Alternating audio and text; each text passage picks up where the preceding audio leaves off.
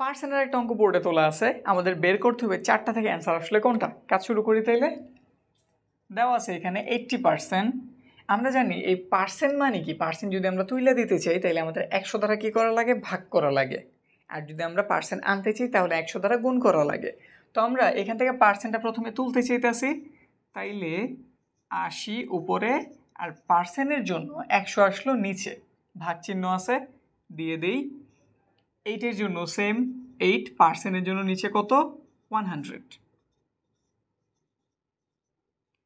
লিখলাম। এইখানে ভাগ চিহ্নটার আমরা গুণ চিহ্নে ডাইভার্ট করলাম, আর এই পাশটা কি হয়ে যাব, উল্টায় যাব, মানে হর লবের জায়গাতে চলে যাব, লব হরের জায়গাতে এসে পড়ব। তো 100 উপরে গেল, এইটা এসে পড়লো নিচে, নিচের 100 উপরের 100 কাইটে দিলাম।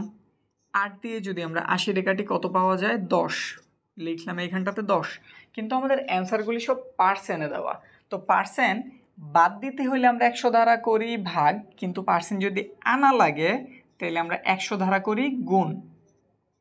তো এই যে 100 দ্বারা গুণ করছি, পার্সেন্ট আইসা পড়ছে, কত হইল তাহলে 1000। তাহলে আমাদের অ্যান্সার আসলে কত, অ্যান্সার আসলে আমাদের সি নাম্বার।